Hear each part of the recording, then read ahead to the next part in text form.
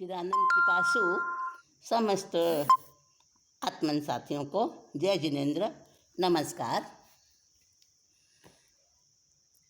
18वें प्रकरण में हमने कुछ बातें पिछली मीटिंग में की थी। 18वें प्रकरण में जो ऋषि अष्टावक्र ने उपदेश दिया है और उसमें उन्होंने कहा है कि मोह को, आसक्ति को अगर छोड़ दिया तो फिर उससे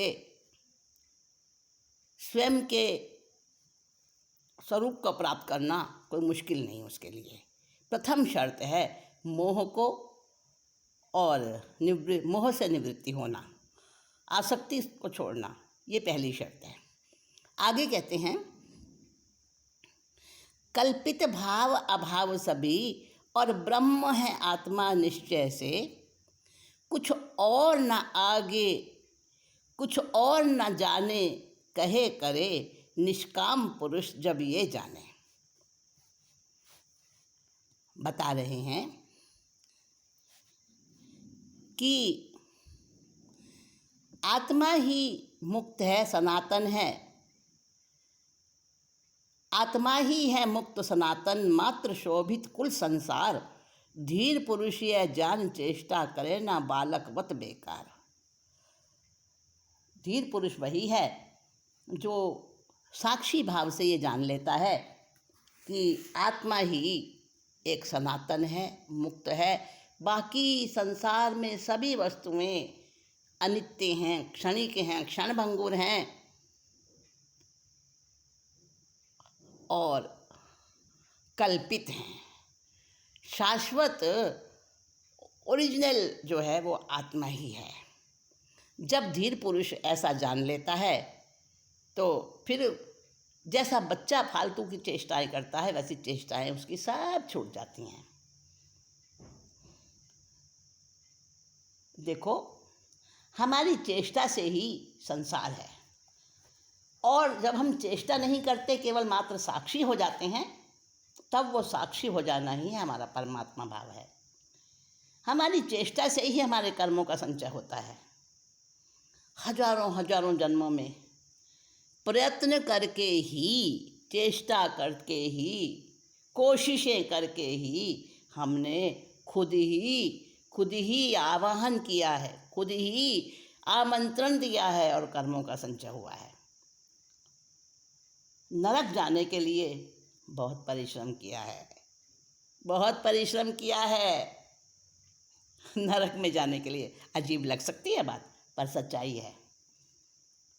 कितने कितने पाप किए, कितने कितने दुष्कर्म किए, कितनों का दिल दुखाया, कैसी कैसी कुचेष्टाएं की, तब नरक गए और फिर नरक में जाके फिर दुख सहे, फिर कर्म बांधे।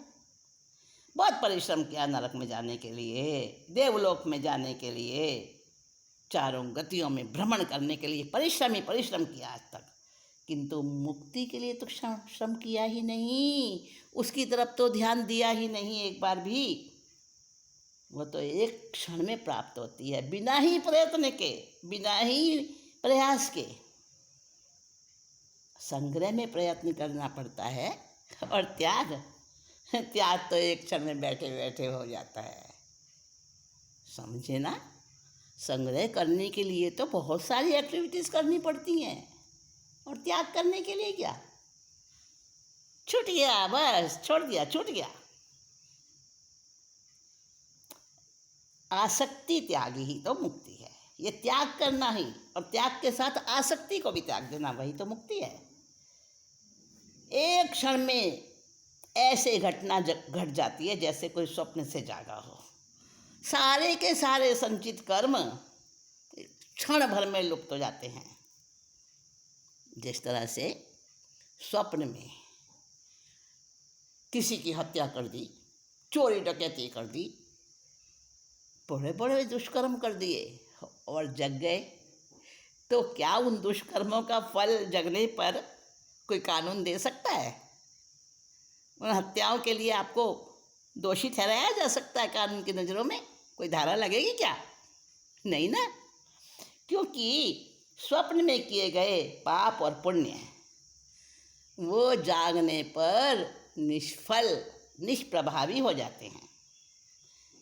इसी तरह से जैसे ही जागरण आया, जैसे ही स्वयं का बोध हुआ, बिना कुछ किए सारे संचित कर्म एक क्षण भर में नष्ट हो जाते हैं। हमेशा से मुक्त ही तो थे, मुक्त ही हैं, मुक्त ही रहेंगे। बंधन तो भ्रांति था, वो मिट गया, भ्रांति मिट गई, बस।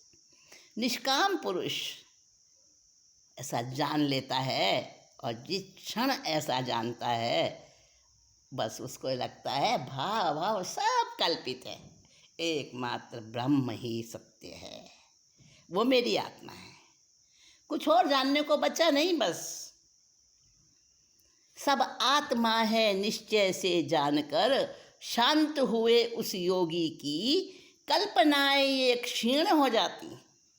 वह मैं हूँ नहीं, ये सारी तो कल्पनाएं हैं।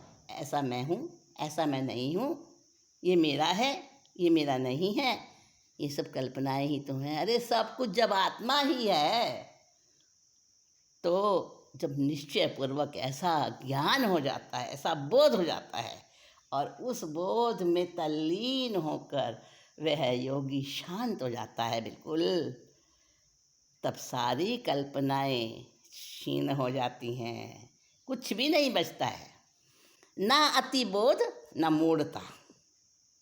10वें श्लोक में कह रहे हैं, ना अतिबोध न मूढ़ता। वहाँ पे अतिबोध भी नहीं रहता और मूढ़ता भी नहीं रहती, कुछ भी नहीं रहता। ना अतिबोध न मूढ़ता, सुख दुख नहीं एकाग्रता, ना विक्षेप। उपशांत हुए योगी के चित्त में नहीं उठते संकल्प विकल्प, कुछ नहीं उठता उसके अंदर, वो शांत हो जाता है। भले ही वो शांति कुछ ही समय की होती है, क्योंकि पूर्ण रूप से तो कब प्राप्त होगी, जब कैवल्य होगा, और कैवल्य से पहले की जो दशा है वो तो खंडित अवस्था में आनंद रस आता है। कोई बात नहीं, खंड खंड होकर मिले, अखंडित ना मिले, परंतु उसका स्वाद तो आ गया ना, और वो स्वाद ही तो और प्रेरित करता है आगे बढ़ने के लिए। निर्विकल्प स्वभावी को है एक समान बस्ती और वन। निर्विकल्प स्वभावी को है एक समान बस्ती और वन। भिक्षावृत्ति या हानि लाभ में योगी रहता है एक समान। यह कर लिया, यह नहीं किया, इस द्वंद्व से मुक्त है योगी जो। धर्म अर्थ और काम विवेक कहाँ है उसके लिए बोलो। उसके लिए न धर्म, न अर्थ, न काम, न मोक्ष, न विवेक, न अविवेक। सारे द्वंद्व खत्म हो जाते हैं, सबसे मुक्त हो जाता है। यथा प्राप्त जीवन जीता, कर्तव्य कर्म कुछ नहीं बचते, नहीं कोई अनुराग हृदय में, जीवन मुक्त योगी के लिए। वाह, क्या बात कही है कि ऐसा योगी जो जीवन मुक्त हो गया है, उसके लिए सब विक्षेप शांत हो जाते हैं आत्मज्ञानी योगी के।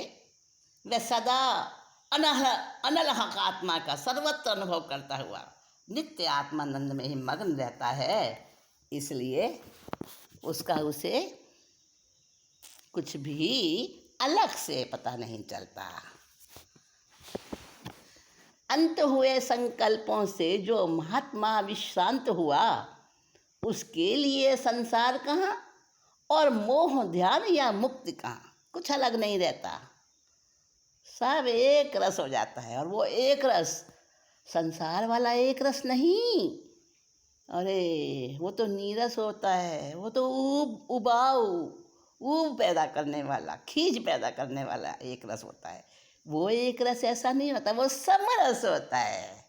और नित्य नया आनंद आता है उस समरस में। वो समरसता ऐसी होती है, समाज में हो चाहे वन में हो, उसे कोई अंतर नहीं पड़ता।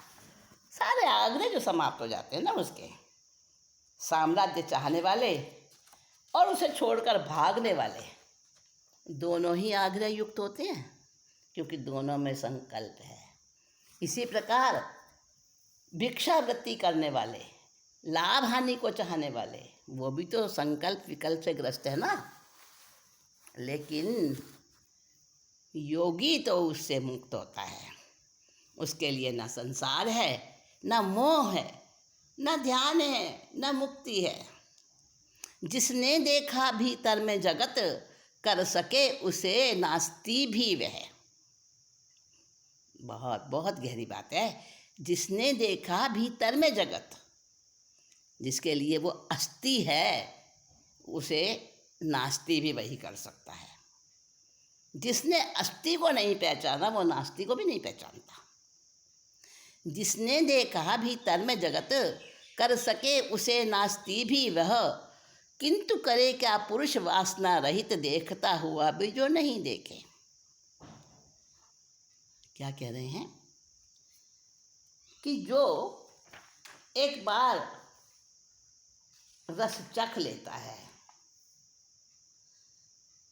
जिसने जगत का रस, लौकिक रस स्वीकार कर लिया, चख लिया, उसी को सत्य समझा, क्योंकि वासनाग्रस्त है। उसकी रुचि संसार में ही होती है। जिस दृष्टि से वह संसार को देखता है तो वो सब वासना के कारण ही तो देखता है। कभी कभी शास्त्रों के वचनों से भी उसको वासना जग जाती है। मोक्ष प्राप्ति की वासना, हाँ वो भी तो वासना है, वो भी तो इच्छा है। और वो भी शब्दों से तो बन जाता है निष्कामी। हाँ सब भ्रम है, सब सांप की भ्रांति के समान है। रस्सी में माया है, भ्रम है, असत्य है, संसार ऐसा है ही नहीं। लेकिन शब्दों से जानता है केवल, ऐसा नहीं जानता जैसे कि सचमुच में ज्ञानी ने जाना। इसलिए उसका संसार को इनकार करना भी तो झूठ है, पाखंड है, वासना मात्र ही है। क्योंकि मोक्ष की वासना पूर्ति के लिए, मोक्ष की इच्छा पूरी हो जाए, मोक्ष की वासना उसमें लगी हुई है, उस वासना के लिए वो संसार की वासना का निषेध कर रहा है, उसको नास्ति कर रहा है, संसार से भाग रहा है। कभी हिमालय पे जाता है, कभी वनों में बैठता है, कभी खंडरों में जाके बैठता है, पर संसार से नहीं छूट पाता, क्योंकि अंदर में भरा है ना संसार, तो वो कैसे छूटेगा उससे। इसीलिए महर्षि अष्टावक्र कहते हैं कि ज्ञानी तो इससे अलग स्थिति वाला है, क्योंकि उसकी वासना ही खत्म हो चुकी है, वासना रहित हो गया है ना। वो इस संसार को देखता हुआ भी नहीं देखता, अस्थि को भी नास्ति कर सकता है, क्योंकि उसे निर्मूल्य का पता चल गया और अमूल्य का भी पता चल गया। सब तरफ सर्वत्र आत्मा को ही देखता है, संसार को देखता ही नहीं है वो। आगे कहते हैं, जिसने देखा पर ब्रह्म को, उसका ब्रह्म हूँ मैं चिंतन संभव। मैं ब्रह्म हूँ, मैं शिव हूँ, मैं प्रभु हूँ, ऐसा गहरा और सच्चा अनुभव कब चिंतन में आता है, जो एक बार उस अनुभूति को प्राप्त हो जाता है, उसी को आ सकता है। जिसने देखा पर ब्रह्म को, उसका ब्रह्म हूँ मैं चिंतन संभव। निश्चिंत बना नहीं अन्य जो देखे, उसका क्या चिंतन संभव। जो निश्चिंत बना ही नहीं, अविचल हुआ ही नहीं, निष्कंप हुआ ही नहीं, ऐसा व्यक्ति कितनी बार रट ले मैं ब्रह्म हूँ, मैं शिव हूँ, मैं प्रभु हूँ, केवल शाब्दिक रहेगा बस। वो अंदर से नहीं आएगा। और जो अंदर से आता है वो अनुभूति से रंजित होता है। आत्मा में विक्षेप जो देखे, चित्त निरोध वो कर सकता, किंतु उदार अभाव में असाध्य के, किंतु उदार अभाव में साध्य के, विक्षेप मुक्त नर करेगा क्या। देखो, जिसने आत्मा की हलचल को, आत्मा की गतिविधि को जान लिया। आत्मा की गतिविधि क्या है? आत्मा के जितने गुण हैं वो किस तरह से परिणमन करते हैं। हालांकि वो सब अमूर्त है, लेकिन उस अमूर्त को भी जिसने अपने अनुभव में जीवंत कर लिया, साक्षात कर लिया, बहुत गहरी बात है ये, बड़ी सूक्ष्म बात है ये, कि आत्मा में जिसने विक्षेप देख लिए। विक्षेप का मतलब परिणमन। ये उत्पाद व द्रव्य की क्रिया जो प्रत्येक द्रव्य में हर क्षण हो रही है, और उसमें भी षड्गुण हानि वृद्धि, अगुरु लघु गुण के कारण, वाह, वो अनुभूति का अलग ही अनुभूति का विषय है। षड्गुण हानि वृद्धि, उछाले आते हैं 6 प्रकार से हानि के, 6 प्रकार से वृद्धि के, और द्रव्य वैसा का वैसा ही रहता है, गुण वैसा का वैसा ही रहता है, उसके अंदर कोई उतार चढ़ाव नहीं आता। और जो उसकी वो उतार चढ़ाव की स्थितियाँ होती हैं, वो षड्गुण हानि वृद्धि रूप अगर लघु गुण के कारण से उनको वो बिल्कुल अपनी अनुभूति में प्रत्यक्ष कर लेता है। यही यहाँ कहने जा रहे हैं कि आत्मा में विक्षेप जो देखे, आत्मा में विक्षेप होते नहीं, परंतु जो सूक्ष्म परिणमन चलता है, उस सूक्ष्म अति सूक्ष्म परिणमन को भी जो अनुभव कर लेता है, वही चित्त की चंचलता का निरोध कर सकता है। परंतु जो विक्षेप मुक्त हो गया है बाहर से, वैसा दिखावा करता है, पर सचमुच में ना उसका भय छूटा, ना उसका आहार संज्ञा कम हुई, ना उसके अंदर से कषाय गए, और ना उसके अंदर से परिग्रह की ग्रंथियां हटी। इन सब का तो अभाव है, और वो साध्य को साधने चला है, उदार है, सरल हो गया है, सब कुछ ठीक है, किंतु उदार अभाव में साध्य के। अभी उसने साध्य का पूरा टारगेट अपना फिक्स नहीं किया है, चारों तरफ विक्षेप है अभी उसके अंदर, कई तरह के लक्ष्य बने हुए हैं, और उन सब में भटक जाता है। बाहर से वो दिखता है विक्षेप मुक्त हो गया है, परंतु अंदर में भरा है संकल्प विकल्पों से, तो वो विक्षेप युक्त है अंदर में। वो ऐसा मनुष्य, ऐसा जीव क्या कर सकता है, अर्थात कुछ नहीं कर सकता। इसी बात को कहा है, आत्मा में विक्षेप जो देखे, चित्त निरोध वो कर सकता, किंतु उदार अभाव में साध्य के, विक्षेप मुक्त नर करेगा क्या। रहे व्यवहारी जगत का, लेकिन है भिन्न धीर नर जो उससे, लेकिन देखे न समाधि अपनी, वह ना बंधन ना विक्षेप लखे। यहाँ क्या कह रहे हैं? यहाँ कह रहे हैं कि ज्ञानी और अज्ञानी में बाहर से तो कोई भी अंतर नहीं दिखता, पर भीतर के तल पर तो बहुत बड़ा अंतर हो जाता है। अज्ञानी की जितनी भी चेष्टाएं, जितनी भी क्रियाएं होती हैं, जो भी कार्य होते हैं, वो मन, बुद्धि, अहंकार और वासना तृप्ति के लिए ही होते हैं। केवल आत्मा का तो केवल वो दिखावा करता है, पर अंदर में तो शरीर से जुड़ा है, बाहर से आत्मा का दिखावा करता है। और ज्ञानी भी खाता पीता, अज्ञानी की भांति ही सारी बाहरी क्रियाएं करता है, पर भीतर में जागा हुआ रहता है।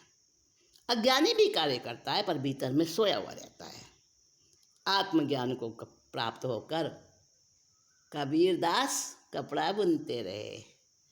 झिनी रे झिनी बिनी चदरिया, और रैदास जूते सीते रहे। हा से नई बाल काटते रहे। बाहरी कर्म में कोई अंतर नहीं आया। सदना कसाई वही करता रहा जो उसकी आजीविका थी। अष्टावक्र कहते हैं कि आत्मज्ञानी संसार जैसा वर्तता हुआ दिखाई देता है, परंतु वो संसारी नहीं है, संसार से भिन्न है।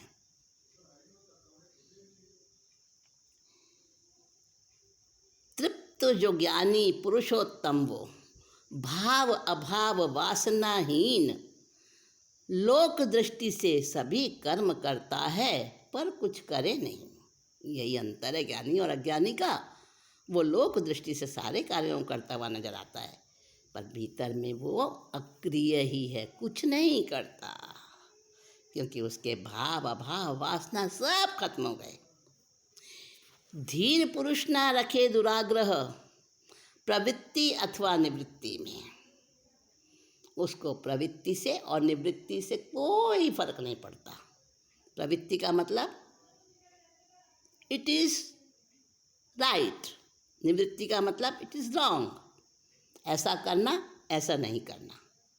प्रवृत्ति और निवृत्ति उसके लिए कोई दुराग्रह नहीं रहता, कोई आग्रह नहीं रहता इनसे कि मुझे तो ऐसा करना ही है अथवा ऐसा नहीं करना ही है।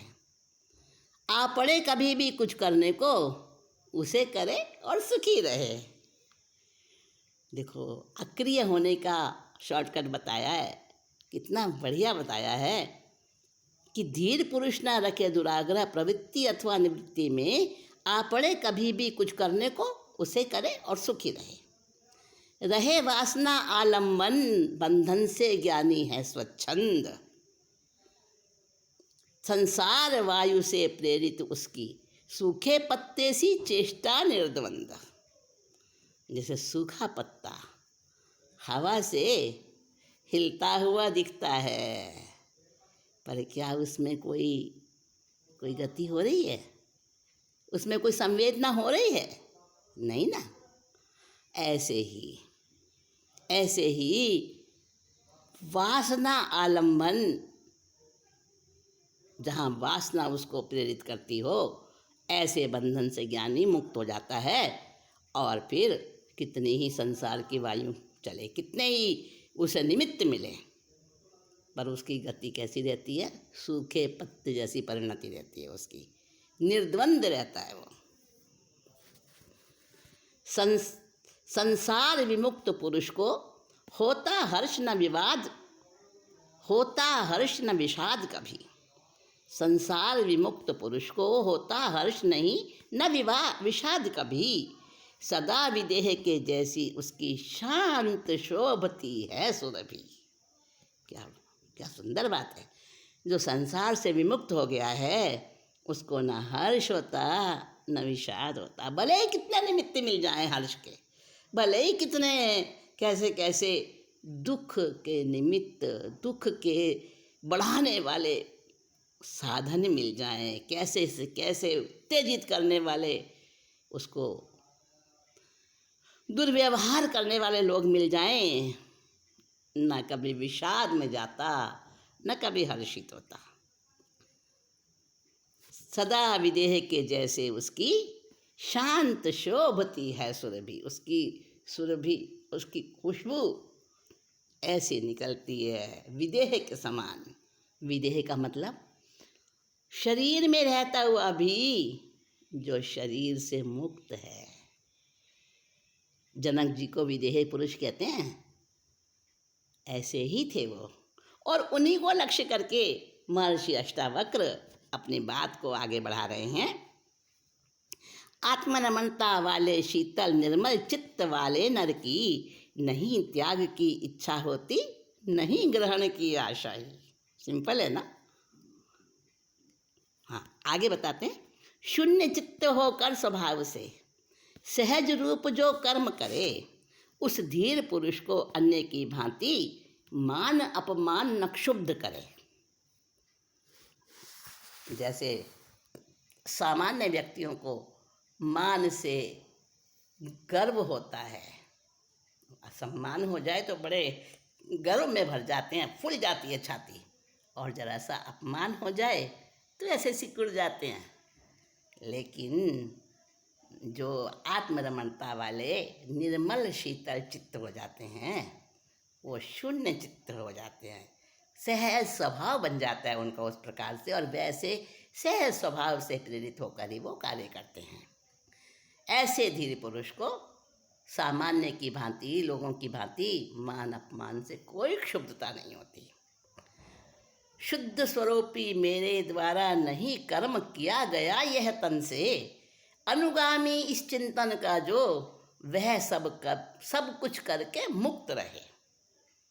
क्या अंदर में उसके भाव चलते हैं? ऐसे शून्य चित्त पुरुष के, आत्मरमणता वाले पुरुष के भाव चलते हैं कि मेरे द्वारा जो भी कुछ कार्य हो रहे हैं, बस मैं तो उनका साक्षी हूँ, देख रहा हूँ ये शरीर करता है, बस जान रहा हूँ। किंतु वह आत्मस्वरूप होने से सभी कर्मों का साक्षी मात्र रहता है। मन से, वचन से, काया से जो भी कर्म उसके द्वारा हो रहे हैं, बस वो उनका साक्षी रहता है, जानता देखता है, और कर्म करता हुआ भी निर्लिप्त रहता है, अलिप्त रहता है। उसका फल भी उसे नहीं भोगना पड़ता, क्योंकि करता है ही नहीं वो। अपने को करता नहीं समझा तो भोगता भी कैसे बनेगा? तो उसमें वासना, अहंकार जो भी कुछ होते हैं वो उनसे खाली हो जाता है। और जो ज्ञानी, इसीलिए उसको ज्ञानी कहा है, इसीलिए उसको योगी और महायोगी कहा है।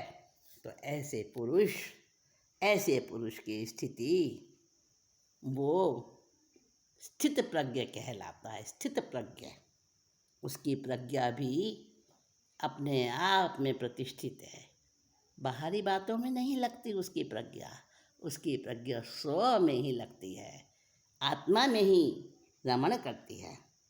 तो ये 25 गाथाएँ, आज हमारी 25 श्लोक पूरे हो गए, और 100 श्लोक हैं 18वें प्रकरण के। आज हमने इसका 1/4 भाग पूरा किया है। आगे जैसे जैसे क्रम से आपके सामने चर्चा में आती जाएंगी बातें, उसको कहने का, बताने का और आनंदित होने का भाव रखती हूँ। और इसी भावों के साथ आज की इस मीटिंग को विराम देती हूँ। चिदानंद पिपासु